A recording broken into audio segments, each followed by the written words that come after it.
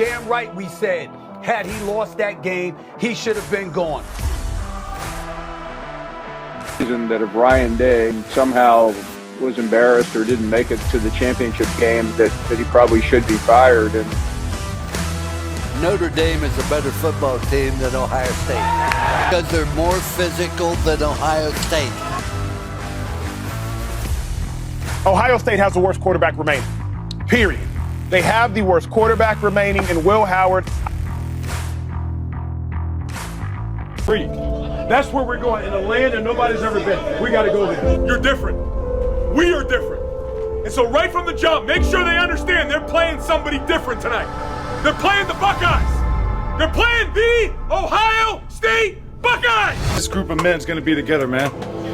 God put us here in the national championship, man. And here we are fighting for everything that we came back to do, man. The last time we get to go out as a band of brothers. The last time I get to see me and JT and Tyreek and the rest of my brothers fight, man, together. It's only 60 minutes. Fake, Howard flips it.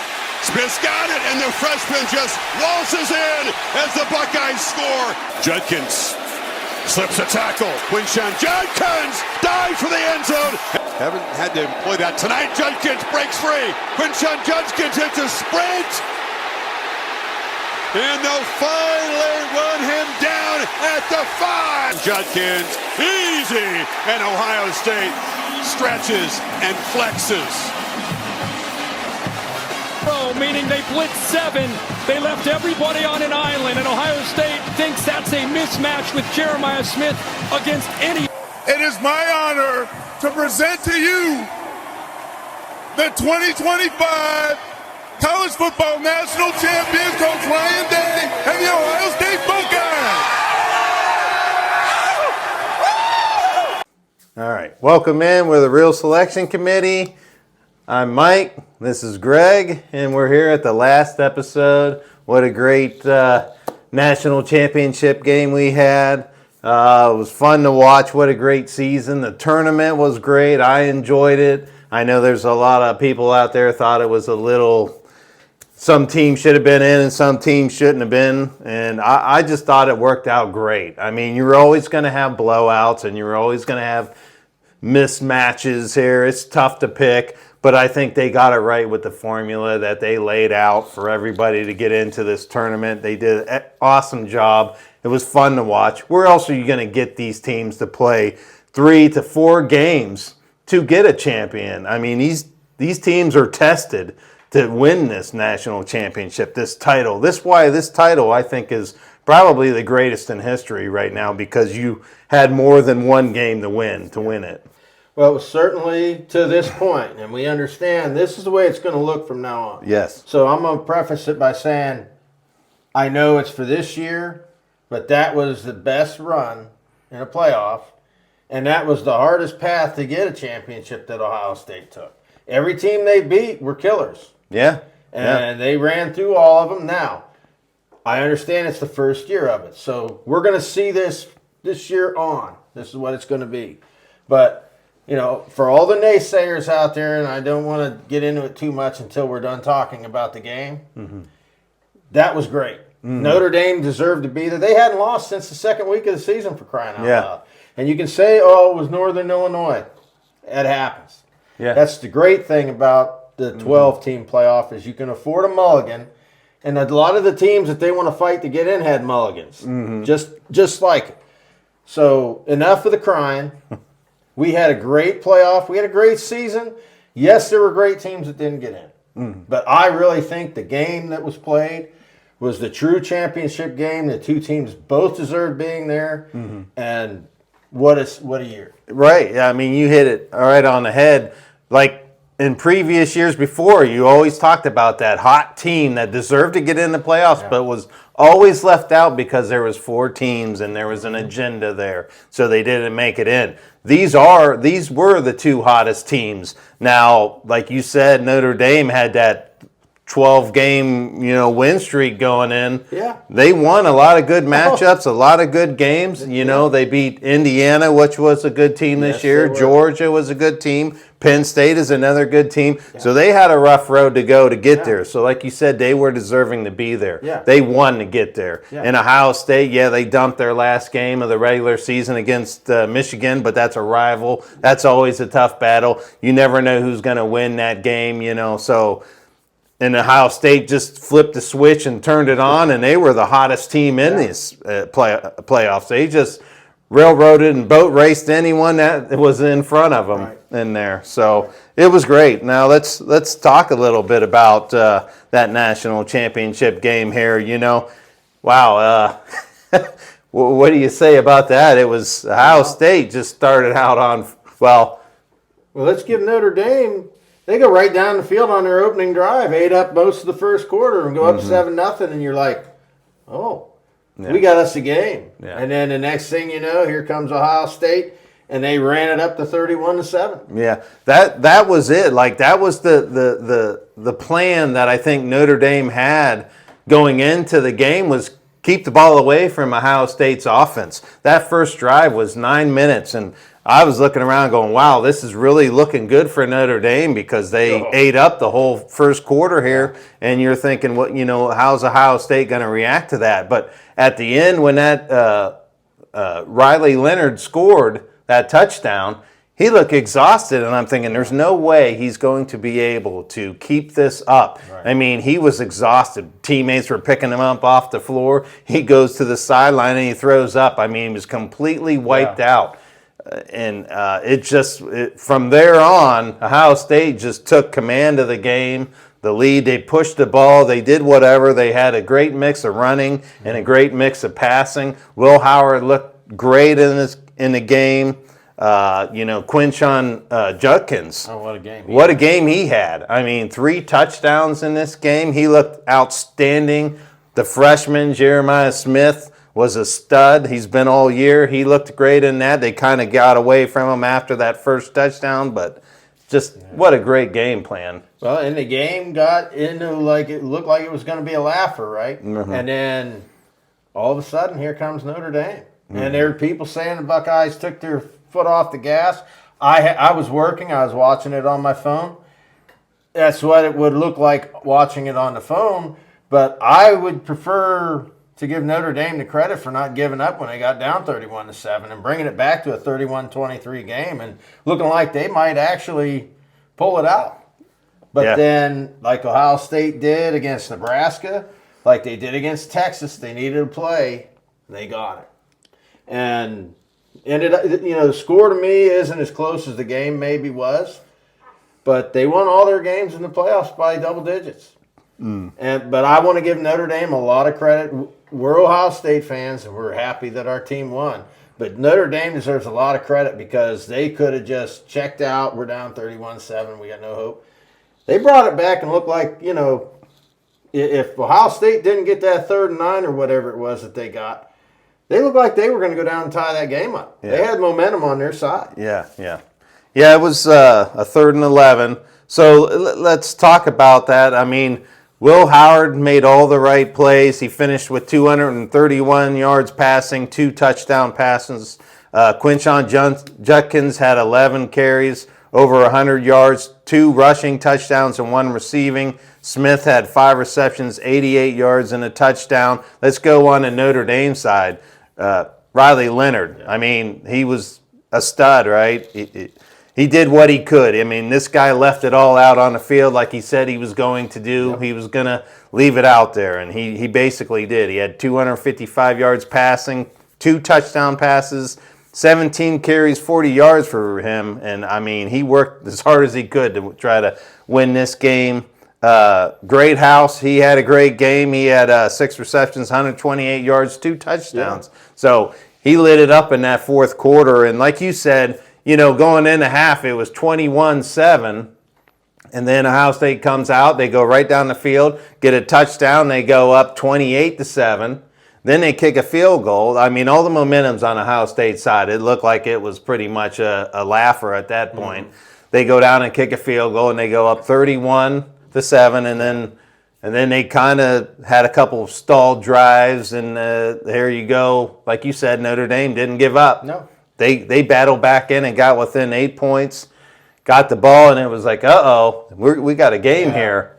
Well, So one thing that I forgot to mention when I was going over the progression, I'm wondering how Notre Dame feels about that, going for it on 4th and 2 on their side of the field and giving Ohio State a give-me field goal. Right. That, to me, had they punted it away, what would the game have been? Right. Because it still was 28-7, but you don't give them 3 points up there. Yeah.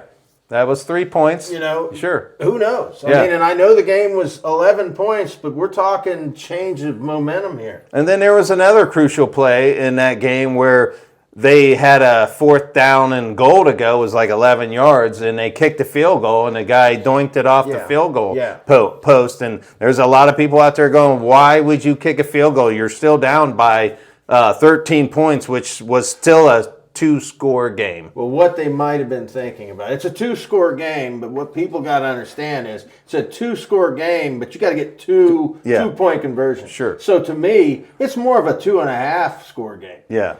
2-point conversions aren't that easy, or you'd never see an extra point. Right.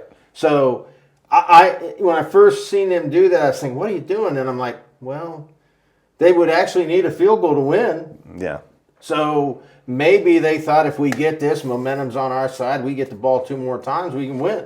Mm-hmm. It's not as bad a decision when you kind of look at it that way. But by the same token, 16 points in that game is a 2-score game, but it's not a guaranteed 2-point or 2-score game. Right. Yeah, I mean, Ohio State was the number 1 defense in the red zone scoring, so it wasn't an easy decision to really go for it because Ohio State was the best in the country at stopping teams inside the red zone, or much less inside the 10. They've been tremendous. Yeah, they stopped them on that 4th and 2 earlier in the game we just talked about. It was, tough calls for Notre Dame's head coach, who's been great. Marcus Freeman has been an outstanding coach this year. What a great game there. Yep. I'm happy Ohio State. What a great game. I'm happy to see them win the championship. Absolutely. They've always been there. They've been a field goal away from getting in there. They've had a few plays here and there, and they could have had a couple other titles. But hey, now all the Ryan Day haters can just be quiet for a minute and let Ryan Day enjoy it. I think he's been an awesome coach. These kids love him. He loves these kids. You can see it amongst these kids. They really like Ryan Day. I didn't want to see him be fired, and who would you get to replace him? But what a great end to the college football season. I enjoyed it. I'm happiest for Ryan Day because I have been on his side. But I will admit, when we lost to Michigan, I was on the bandwagon to get rid of the man. Mm-hmm. Because at that point, you're thinking, we're going to be one and done in the playoffs. Mm-hmm. We're playing. That was a really bad game. But as you said, they come out and they destroy Tennessee, and you can just see these players love the coach. Mm-hmm.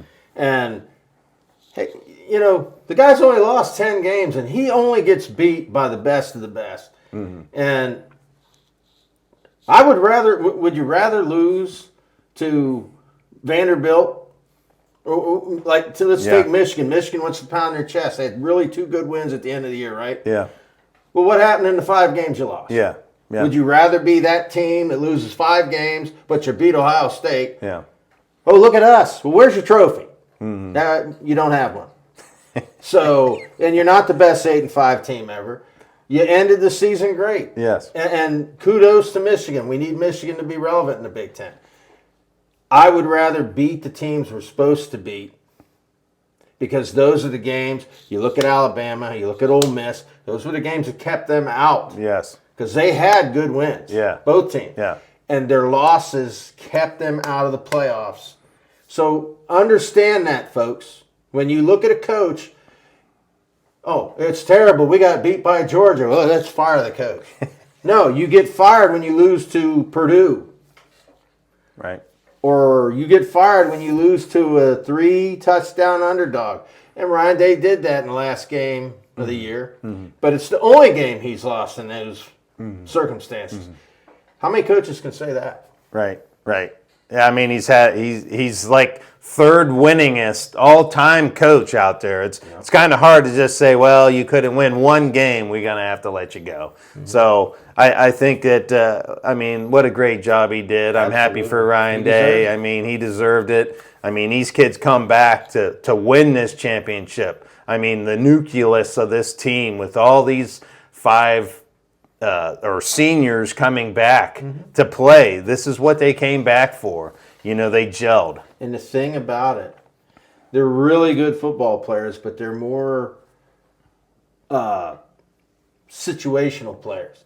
We were talking about the Jack Sawyers and Trey. They're kind of projected second and third round talent in the NFL, right? Mm.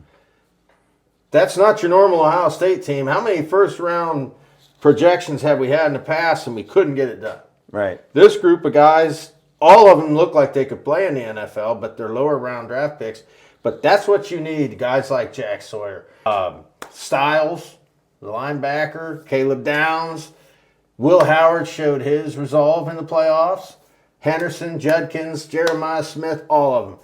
They all pitched in. That's why they won. Mm-hmm.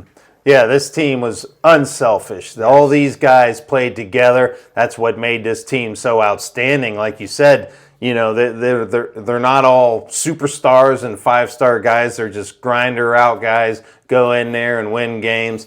What a fun season, and I'm happy for them. They came back and they got that story to tell that, hey, they hung around to win a championship, and they did. Mm-hmm. So what a great season. Great year, great season.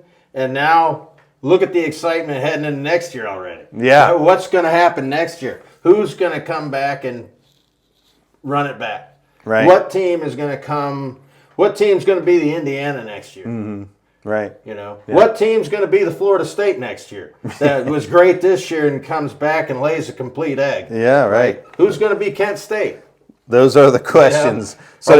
Yeah, I mean, this is the fun that we have now going into the next season. Yeah. So that's the thing, right? So the college football season is over, but it's still going on. There's so much going on now. There's so much with the Nils being out there, the transfer portal, kids switching teams. You got to really keep up on this. I mean, those, like you said, with these questions here, you know, how about these 12 teams that made it into the playoffs? Are all these 12 teams, do you think they're going to make it in? We had some surprise teams in there. You had your SMUs, your Indiana, your Boise States. Now let's look at the teams that didn't make it in. These are all questions. I want you to stay tuned to us because we're going to continue this train going with talking about, you know, the preseason teams, who's going to be in there, rankings. We're also going to touch base with recruiting classes. You know, who's got the best recruiting classes.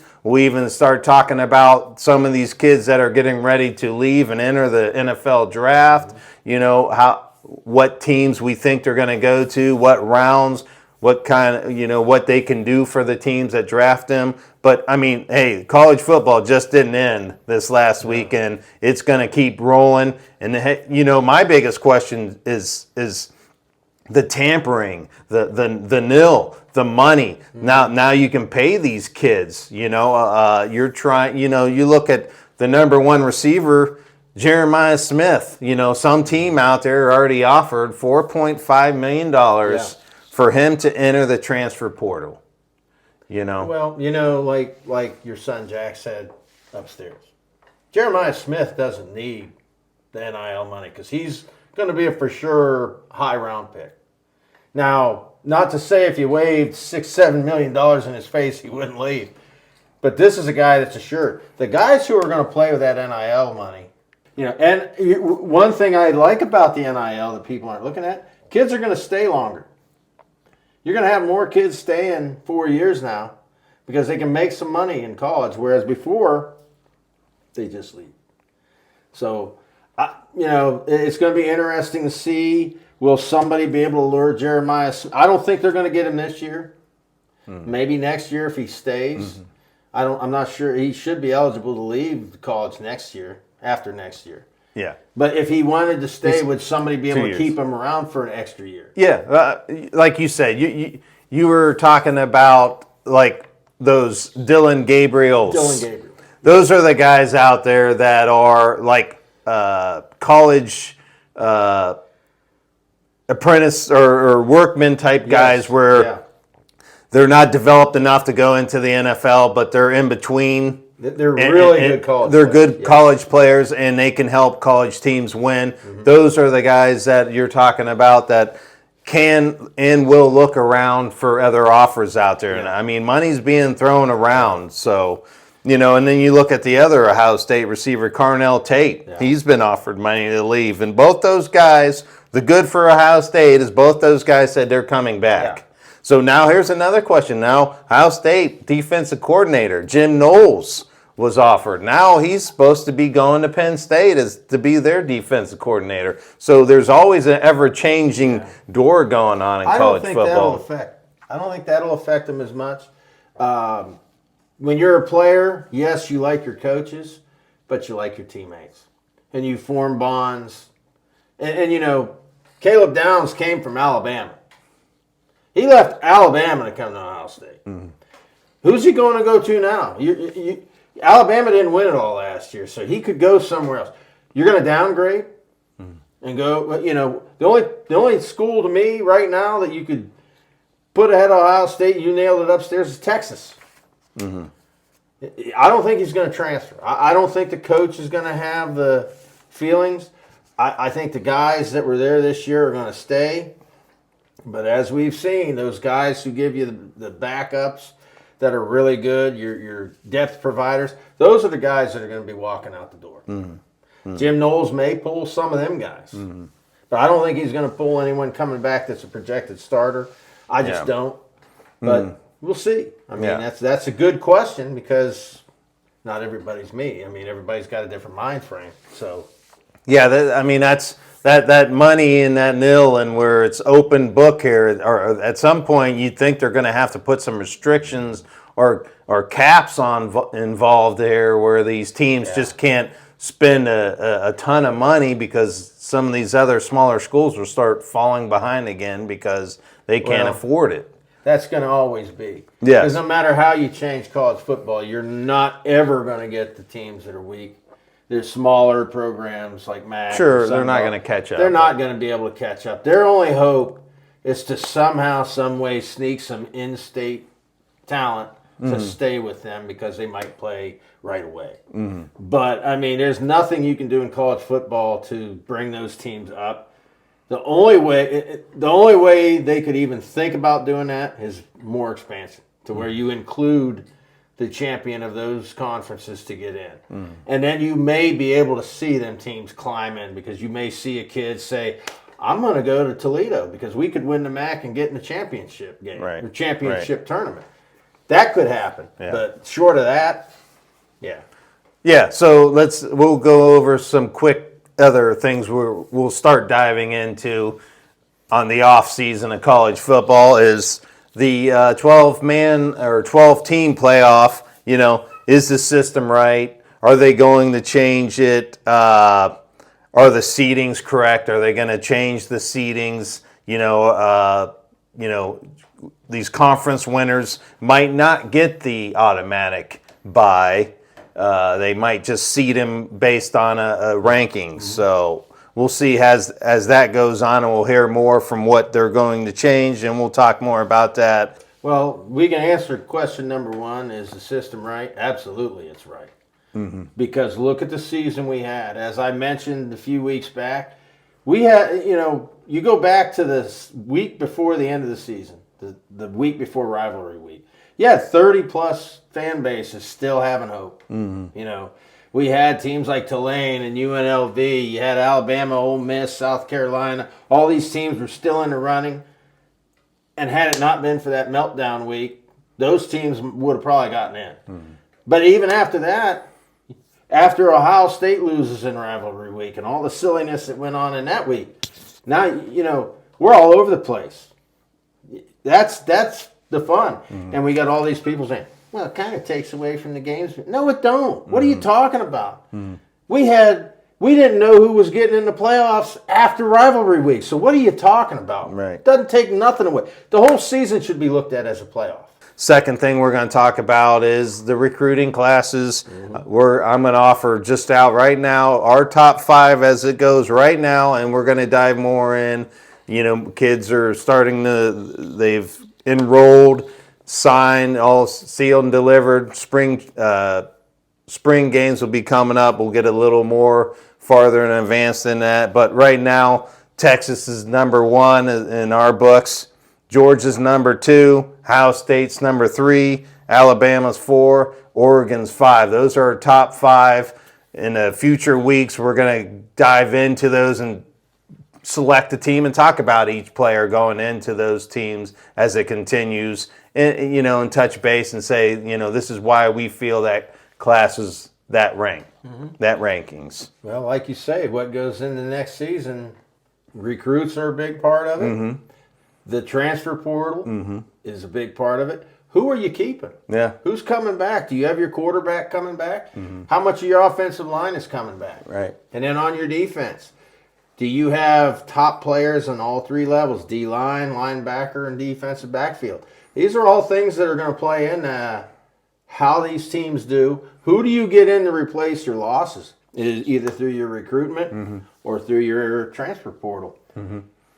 I think, some people think it wrecks the game. I think it makes the game exciting. Oh, it's just as much fun on the off season now with kids moving around, and you got to reshuffle lineups and these teams here, you don't know how they're going to react and come into the season. So, hey, we're going to continue this, and we're going to dive more into the off season, with questions like that. So, I had fun. You had a year. One more thing to say. This was great, and this is not a knock. This is just an observation. When it went to 12-team playoffs, did we not, all of us, think Alabama was a shoo-in? And like I say, this ain't the knock on Alabama because they damn near made it in. But how can you say something isn't great when a team like that somehow got left out? They got left out because they didn't make it. So how can you say it's bad? Yeah. I think it's great. New teams are coming in. I think every team that got in this year deserved it. We talked about that at length. It's a shame some of the teams got left out. But I don't think they'd have done any better. Everybody talks about Penn State's easy path, right?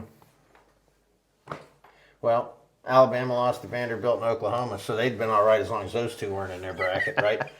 Ole Miss would have been okay without Florida and Florida and Kentucky in their half.